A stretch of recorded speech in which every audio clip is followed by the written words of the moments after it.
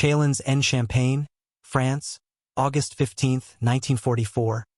0200 hours, and Sturmbannführer Klaus Weber, commanding Sicherheitsdienst operations in the Champagne region, stood over the third unexplained German corpse discovered this week. This one, a signals officer from the 272nd Infantry Division, found dead behind the communications bunker with what appeared to be a small caliber wound to the base of his skull. Yet no Allied activity had been reported in the sector and no sounds of gunfire had awakened the sentries posted less than 50 meters away. Weber crouched beside the body, examining the precise entry wound that seemed far too small for the standard Allied weapons. His intelligence files contained detailed specifications for weapons like the Thompson submachine gun with its .45 caliber rounds or the M1 Garand rifle firing .30-06 ammunition, both of which would have created massive trauma and unmistakable acoustic signatures that would have alerted every German position within a kilometer radius. The wound before him measured barely 6 millimeters in diameter, suggesting a .22 caliber projectile, yet Weber's extensive knowledge of Allied small arms included no mention of any combat weapon firing such diminutive ammunition, leaving him to puzzle over what appeared to be an assassination carried out with a hunting rifle or target pistol. This mystery had begun 3 months earlier, shortly after the Allied invasion of Normandy, when Sicherheitsdienst intercepts had detected increased radio traffic mentioning what German cryptographers assumed were supply drops for the expanding French resistance networks. Yet the weapons recovered from captured resistance cells contained nothing that could account for the precise, silent killings that had begun occurring with disturbing frequency across German-occupied France. Weber's counterintelligence teams had catalogued every known Allied weapon system, from the massive 155mm artillery pieces down to the smallest concealed weapons like the OSS sleeve daggers and the British Welrod pistol, creating comprehensive identification manuals that were distributed to every German security unit operating behind the lines. The Sicherheitsdienst had proven remarkably effective at identifying and countering Allied intelligence operations throughout the war, with successes like the Englandspiel operation in the Netherlands, where Hermann Gisks and Joseph Schrader had captured more than 50 British SOE agents and used their radios to deceive London for 2 years, feeding false information while receiving tons of weapons and supplies that were immediately turned against the resistance networks they were meant to support. Weber had studied these operations extensively during his training at the Reich Security Main Office in Berlin, learning how German intelligence could turn captured Allied equipment against its former owners through careful analysis and tactical deception. The German intelligence community had reached unprecedented levels of sophistication by 1944, with the Sicherheitsdienst, Abwehr, and Gestapo maintaining detailed files on Allied weapons, tactics, and personnel that filled entire warehouses in Berlin, Vienna, and Prague. Yet somehow this new weapon had escaped their comprehensive surveillance network that monitored every aspect of the enemy war effort. Weber's own section had intercepted and decoded hundreds of Allied radio transmissions referring to weapons deliveries, agent insertions, and operational planning, building a mosaic of intelligence that allowed German forces to anticipate and counter most resistance activities before they could seriously threaten the occupation. The sophistication of German weapons intelligence had been demonstrated repeatedly throughout the conflict, with captured Allied equipment being systematically tested, catalogued, and often reverse-engineered for German use, like the suppressed Sten submachine guns that Otto Skorzny's commandos had employed during their daring rescue of Benito Mussolini from Gran Sasso, proving that German intelligence could not only identify enemy weapons but adapt them for their own operational requirements. Weber had personally overseen the analysis of dozens of captured Allied weapons, from the massive Browning automatic rifles down to concealed assassination devices like the British cigarette pack pistols and the American sleeve guns that OSS agents had attempted to smuggle past German checkpoints. Yet this new weapon remained completely invisible to German intelligence networks that had successfully identified every other Allied small arm, from the standard issue M1911A1 pistols carried by American officers to the specialized equipment used by British commandos during their raids along the French coast, suggesting that whatever was killing German personnel possessed characteristics that defied conventional weapons analysis. The precision of the wounds suggested a marksman's weapon, yet the complete absence of muzzle flash or acoustic signature indicated suppression technology that exceeded anything in the German intelligence files, leaving Weber to wonder whether the Allies had developed some revolutionary silencing system that his superiors needed to know about immediately. Weber's investigation had revealed a disturbing pattern emerging across German-occupied Europe, with similar unexplained deaths reported from Norway to Italy, each involving small-caliber wounds and complete absence of witnesses or acoustic evidence, suggesting a coordinated campaign using weapons that German intelligence had failed to identify despite their comprehensive monitoring of Allied weapons production and distribution. The reports filtering back to Berlin described killings that seemed almost supernatural in their stealth, with German officers, communications specialists, and logistics personnel found dead in circumstances that defied explanation. Their posts abandoned without any indication of how the attackers had approached, struck, and vanished without detection. The German scientific community had made remarkable advances in ballistics and forensic analysis during the war, with research institutes in Berlin and Vienna developing sophisticated techniques for analyzing bullet wounds, powder residue, and trajectory patterns that allowed investigators to identify the specific weapons used in partisan attacks. Yet the wounds Weber was examining showed characteristics that matched no weapon in the extensive German database of Allied small arms. The entry wounds were too small for the .30 caliber rifles that comprised the bulk of Allied infantry weapons, too precise for the submachine guns that resistance fighters typically employed, and completely inconsistent with the .45 caliber pistols that Allied agents usually carried for personal protection. German intelligence had successfully penetrated many Allied weapons development programs through their spy networks in neutral countries, obtaining detailed specifications for everything from the latest American tank designs to the most classified British radar systems, yet somehow this weapon had remained completely hidden from their otherwise comprehensive surveillance apparatus that monitored every aspect of the Allied war effort. Weber's superiors at the Reich Security Main Office had received no intelligence reports mentioning any new Allied weapons program, no intercepted radio transmissions referring to specialized assassination equipment, and no indications from their agents in Allied countries that such a weapon even existed. The mystery deepened when Weber's forensic specialists determined that the bullets recovered from German corpses were full metal-jacketed .22 long rifle rounds, ammunition that was typically associated with target shooting and small game hunting rather than military applications, leading German weapons experts to assume that resistance fighters were improvising with sporting goods rather than using purpose-built military equipment. This assumption fit perfectly with German preconceptions about partisan capabilities, reinforcing their belief that the French resistance was poorly equipped and forced to make do with hunting rifles and pistols acquired from sporting goods stores rather than receiving sophisticated weapons from Allied intelligence services. Weber's analysis of the ballistic evidence revealed that the bullets had been fired from weapons with exceptionally long barrels, based on the high velocity and precise accuracy demonstrated in each killing. Yet no witnesses had reported seeing resistance fighters carrying the lengthy target rifles that would be necessary to achieve such performance with .22 caliber ammunition. The German assumption that these killings involved conventional sporting rifles created a fundamental blind spot in their intelligence analysis, preventing them from recognizing that they were facing a purpose-built military weapon designed specifically for covert operations.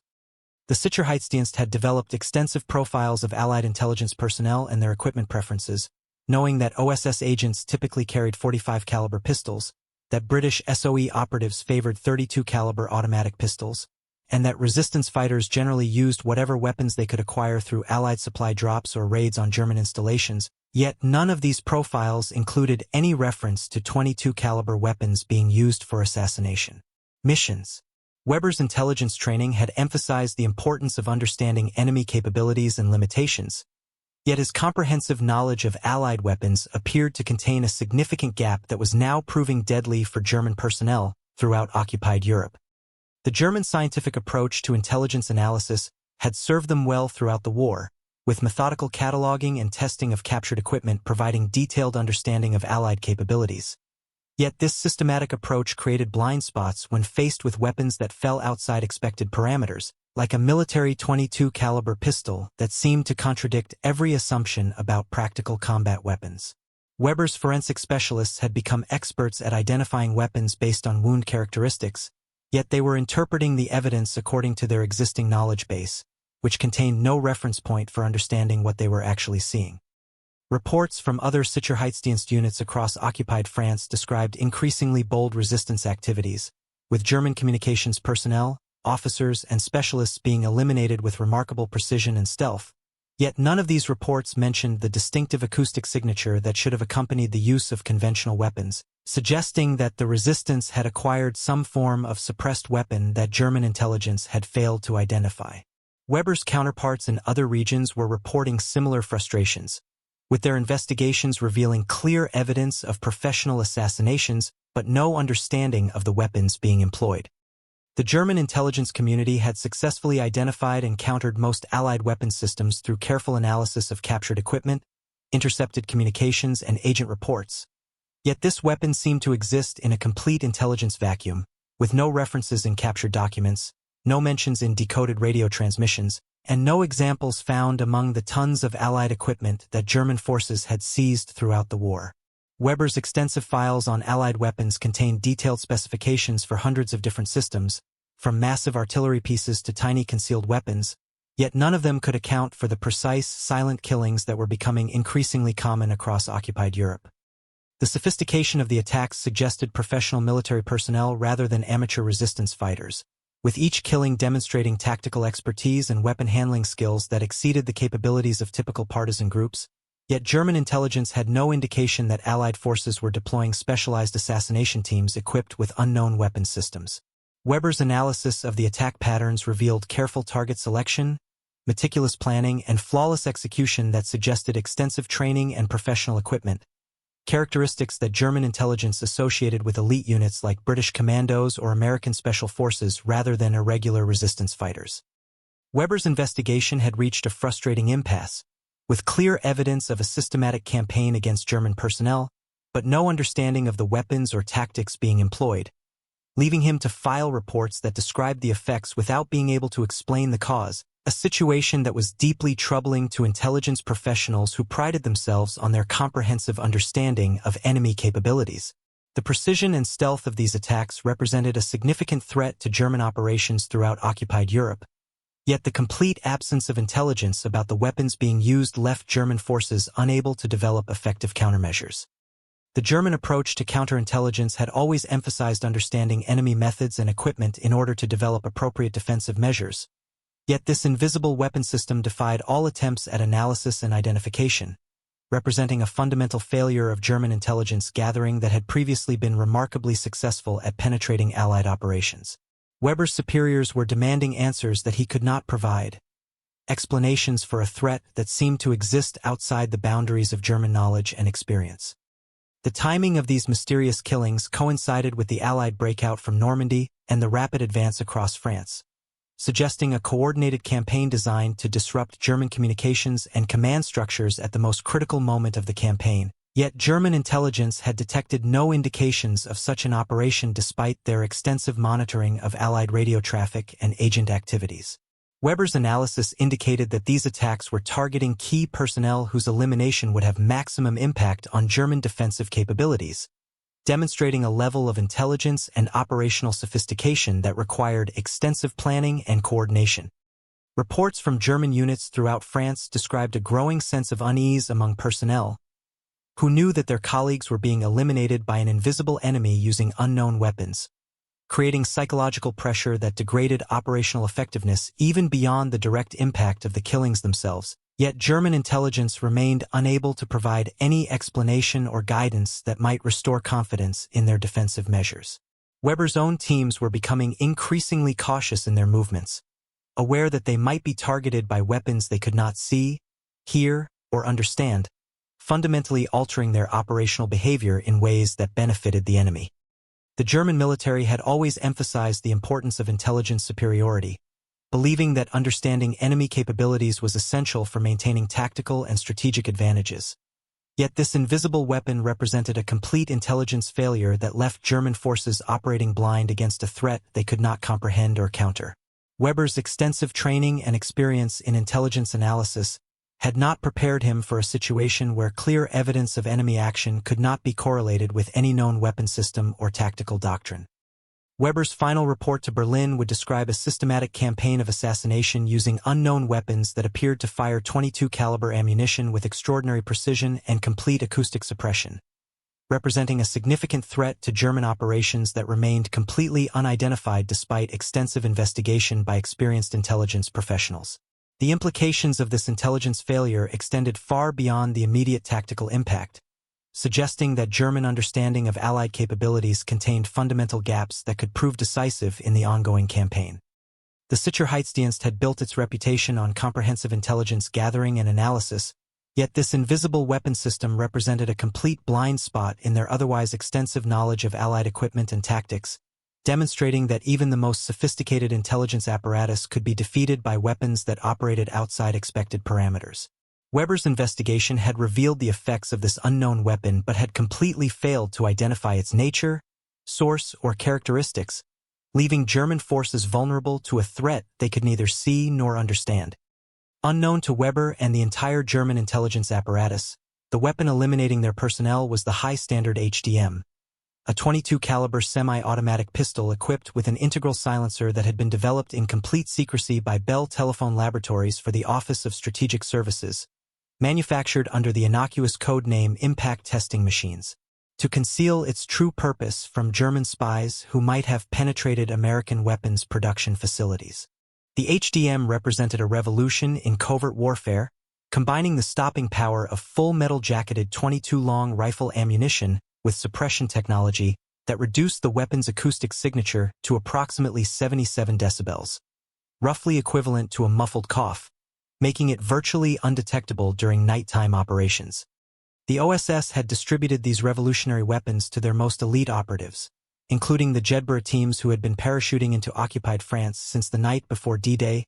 three-man units combining American, British, and French personnel who were tasked with coordinating resistance activities and conducting sabotage operations behind German lines, carrying weapons that German intelligence had never seen and would never understand.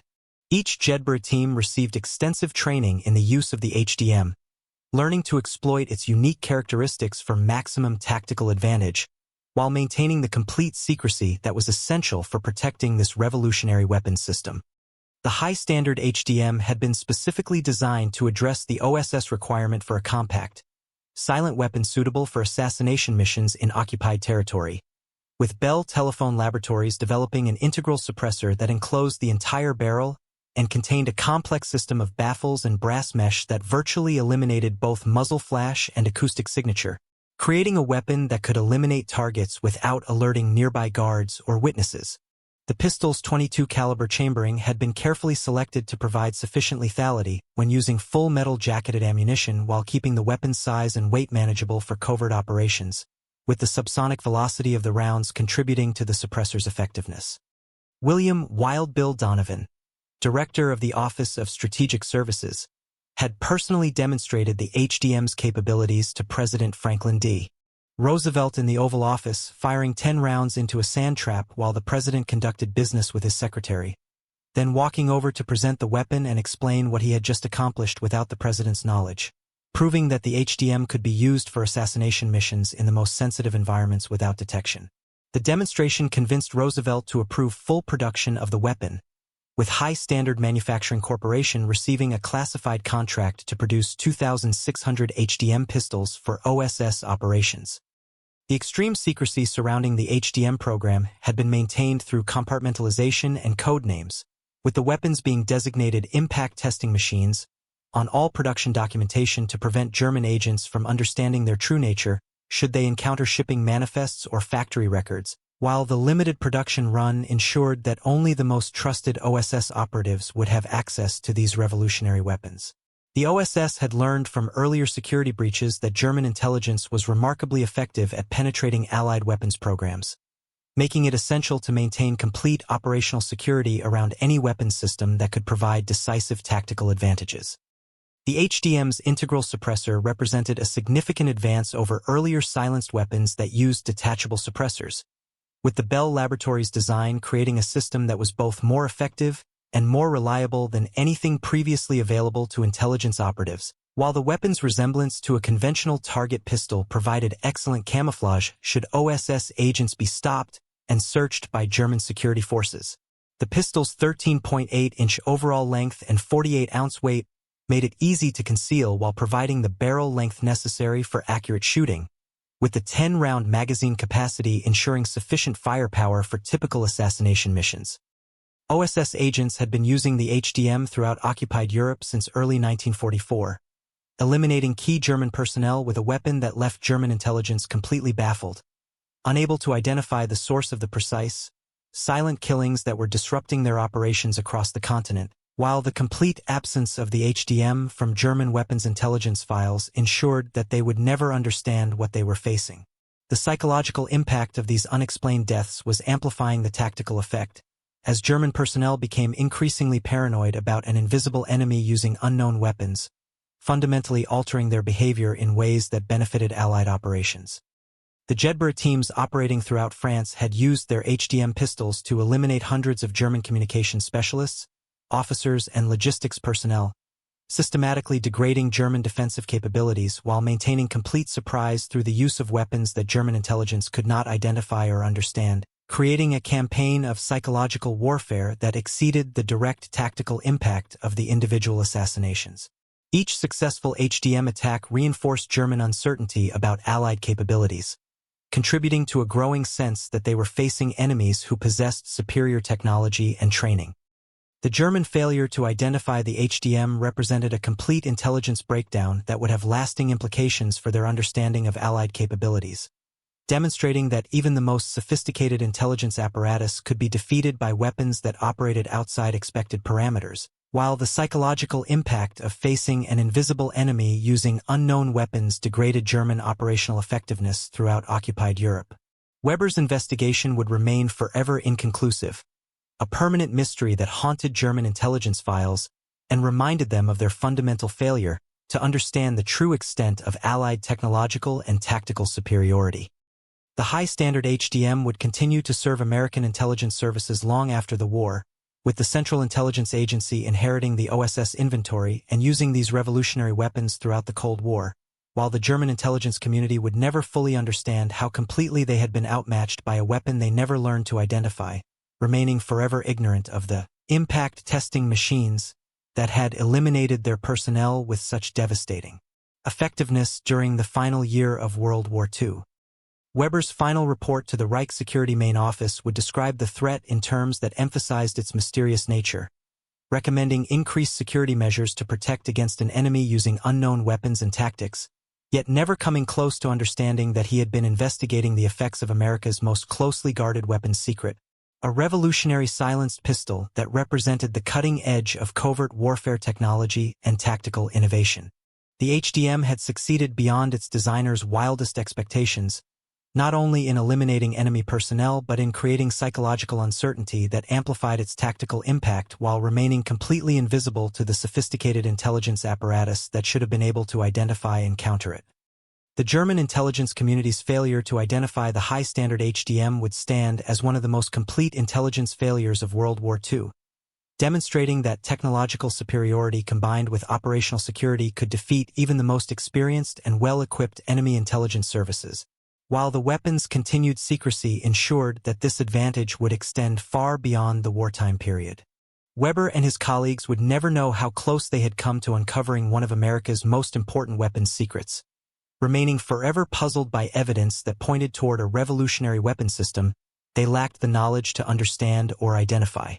The high-standard HDM had achieved the ultimate success for any covert weapon, eliminating enemy personnel while remaining completely unknown to enemy intelligence, creating tactical advantages that extended far beyond its immediate lethality through the psychological impact of facing an invisible threat using incomprehensible technology. Weber's investigation had documented the effects without ever approaching an understanding of the cause, leaving German intelligence with a permanent blind spot that would influence their assessment of Allied capabilities for years to come, while the OSS operatives who wielded these revolutionary weapons continued their deadly work throughout occupied Europe, secure in the knowledge that their most important tool remained completely hidden from enemy understanding. The mystery that had frustrated Weber and the entire German intelligence community would never be solved during the war, leaving them forever ignorant of the sophisticated weapon system that had been systematically eliminating their personnel while remaining completely invisible to their otherwise comprehensive surveillance and analysis capabilities, demonstrating that technological innovation combined with perfect operational security could create advantages that transcended mere tactical superiority to achieve strategic impact through uncertainty and psychological pressure. The high-standard HDM represented everything that German intelligence had failed to anticipate or understand about Allied technological capabilities and operational doctrine. A weapon that combined precision engineering with tactical innovation to create a system that operated completely outside German experience and knowledge, ensuring that Weber's investigation would remain forever incomplete, while the weapon continued to serve American interests throughout the Cold War and beyond. The impact testing machines had proven their worth far beyond their original specifications, achieving tactical success while maintaining strategic invisibility, leaving German intelligence to puzzle over evidence they would never be able to interpret correctly. Weber's final months in France would be marked by growing frustration as the mysterious killings continued without explanation, each incident reinforcing the German sense that they were facing enemies who possessed capabilities beyond their understanding, while the HDM-equipped OSS operatives continued their deadly work secure in the knowledge that their weapon remained completely unknown to the sophisticated intelligence apparatus that should have been able to identify and counter any conventional threat. The psychological warfare value of the unknown weapon proved equal to its tactical effectiveness, creating uncertainty and paranoia that degraded German operational capabilities while providing Allied forces with advantages that extended far beyond the immediate impact of individual assassinations. The German intelligence community would carry the memory of this investigation failure into the post-war period, forever marked by their inability to understand a threat that had operated in plain sight while remaining completely invisible to their analytical capabilities, serving as a permanent reminder that technological innovation combined with operational security could defeat even the most experienced and sophisticated intelligence services when employed with sufficient skill and determination.